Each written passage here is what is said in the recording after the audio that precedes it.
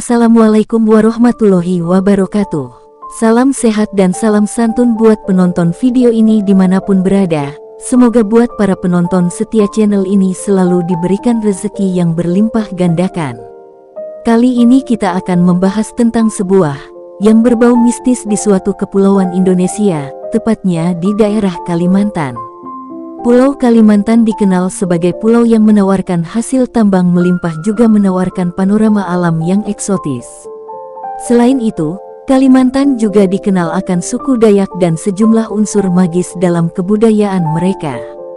Tidak heran, jika ada beberapa destinasi di Pulau Kalimantan terkenal karena kesakralan dan nilai mistis yang dipercaya oleh masyarakat sekitarnya. Ada 5 destinasi mistis di daerah Kalimantan. Apa aja destinasi itu? Yuk simak dengan seksama. Berikut ini tayangannya. Tapi, sebelum itu jangan lupa di-subscribe dulu ya, dan berikan like jika menyukainya serta tinggalkan komentar kalian di kolom komentar, karena komentar kalian sangat berarti buat saya.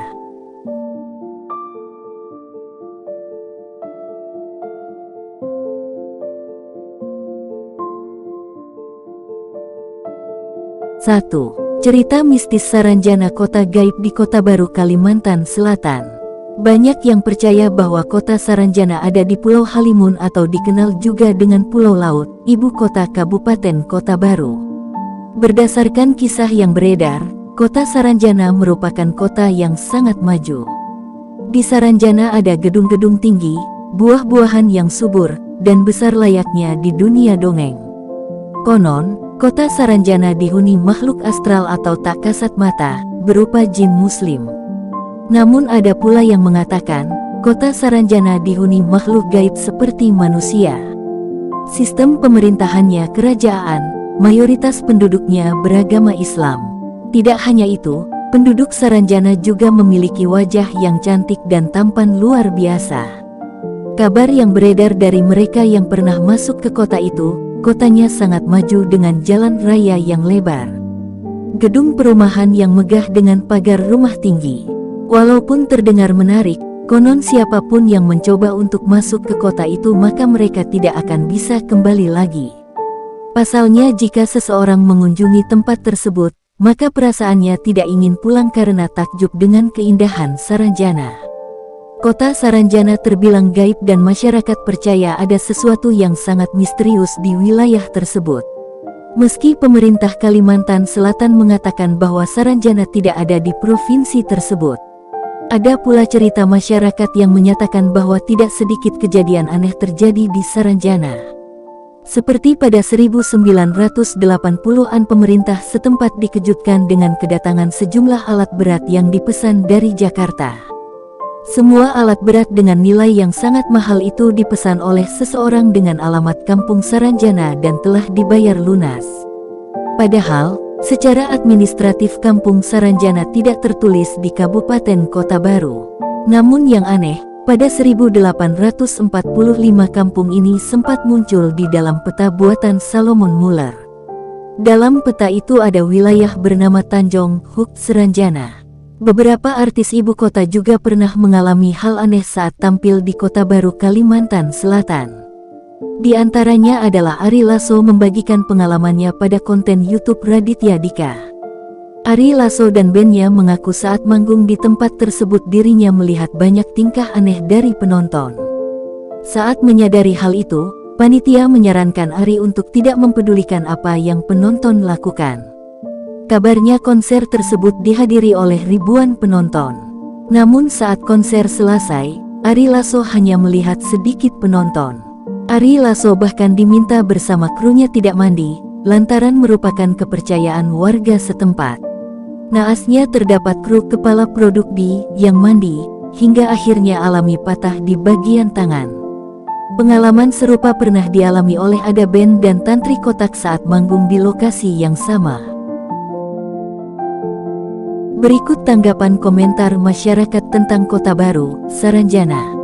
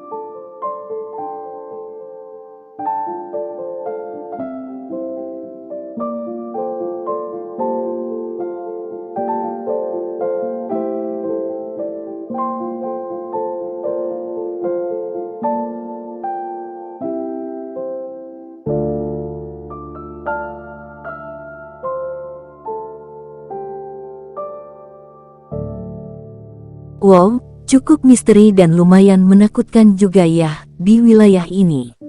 Barangkali buat para penonton ada yang ingin mencoba pergi ke tempat ini. Itulah cerita salah satu misteri di Kota Baru, Saranjana, Provinsi Kalimantan Selatan.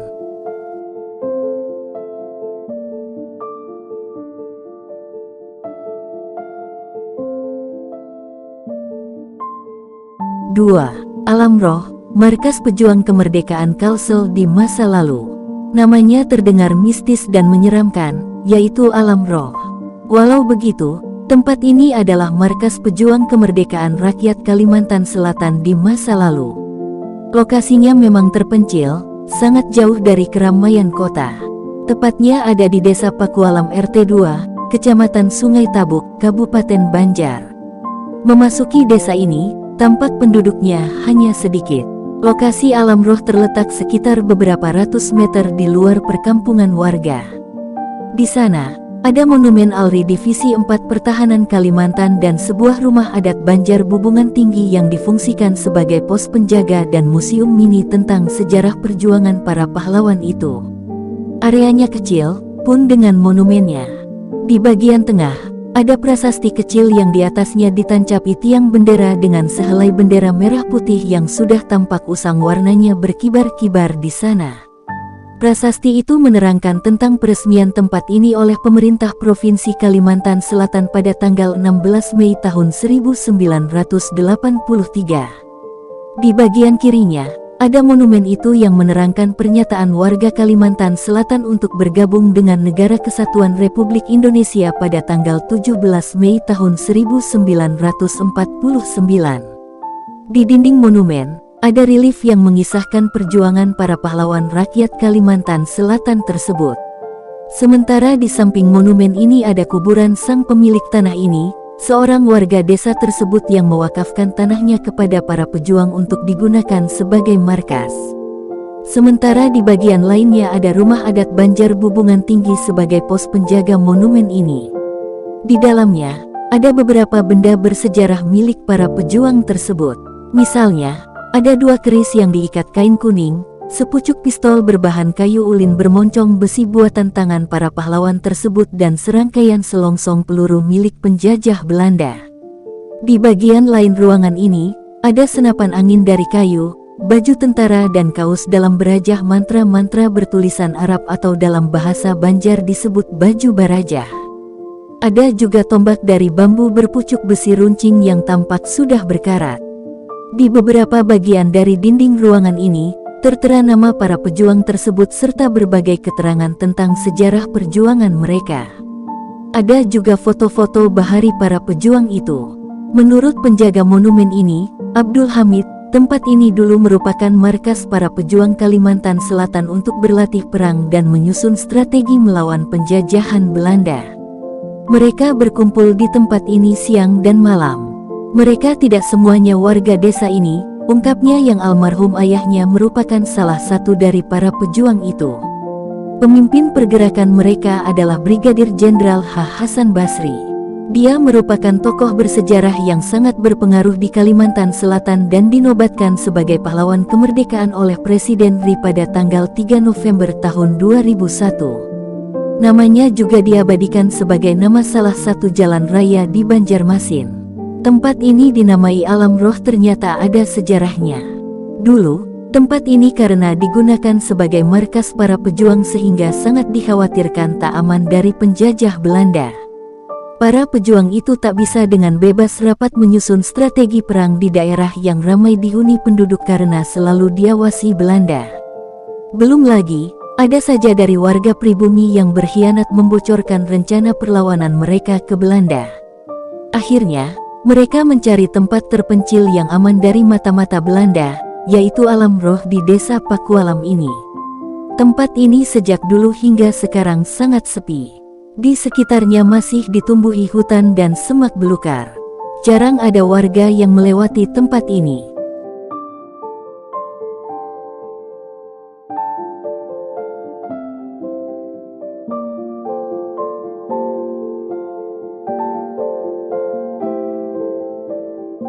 3. Kilang minyak Pertamina Balikpapan. Tempat angker tidak melulu berupa bangun tua, namun bangunan modern pun bisa menjadi menyeramkan. Salah satu buktinya adalah kilang minyak Pertamina di Balikpapan. Konon di tempat tersebut sering ada penampakan hantu wanita rambut panjang dan juga hantu pekerja tanpa kepala. Banyak yang mengatakan jika hantu tersebut adalah arwah gentayangan dari pekerja yang tewas ketika sedang bertugas. Sumber Balikpapan Pos lainnya mengatakan, dulunya di area kilang minyak berdiri pemukiman penduduk. Di masa penjajahan Belanda, Inggris dan Jepang, dilakukan pembantaian secara besar-besaran. Baik karena pertempuran, maupun penjajah terhadap pribumi. Terutama tentara Jepang, kalau menghukum orang sampai dipacung pakai samurai. Selain itu, bisa juga terjadi karena arwah mati penasaran akibat kecelakaan lalu lintas maupun meninggal saat kerja. Area kilang minyak Pertamina di Balikpapan sudah terkenal keangkerannya. Banyak cerita menyeramkan yang membuat bulu kuduk merinding. Bukti keangkeran di kawasan ini pun diperkuat dengan penampakan yang terekam kamera CCTV, seperti penampakan pekerja Pertamina mengenakan kain kafan terbakar dan sesosok wanita berambut panjang mengenakan baju putih yang turun dari kilang. Kejadian aneh lainnya, pernah ada orang yang buang sampah di area jalan minyak di malam hari, ketahuan sama Satpam Pertamina. Selain ditegur, orang itu difoto buat barang bukti dan laporan ke atasan. Ketika fotonya dicetak, ternyata di belakang orang buang sampah itu ada pegawai berpakaian kerja Pertamina tapi berdiri tanpa kepala. Keangkeran di area kilang minyak ini, maka untuk menjaga hal-hal yang tidak diinginkan, biasanya pihak Pertamina sebelum pelaksanaan turnaround atau kegiatan pemeliharaan kilang, selalu mengadakan syukuran atau selamatan. 4. Padang 12. Padang 12 adalah sebutan masyarakat setempat untuk tanah kosong seluas 12 km yang dipenuhi ilalang dan pohon pinus seperti padang rumput. Namun masyarakat percaya lokasi tersebut bukanlah padang rumput biasa melainkan tempat yang dihuni makhluk gaib yang memiliki peradaban yang lebih maju daripada manusia sekarang. Padang 12 berada di Kecamatan Matan Hilir Selatan, dekat Pantai Tanjung Baru di Kalimantan Barat. Makhluk yang mendiami Padang 12 disebut orang kebenaran, yakni jin muslim yang taat beribadah. Konon katanya, Padang 12 merupakan kota yang indah dan mewah serta memiliki penduduk yang sangat sejahtera dan modern.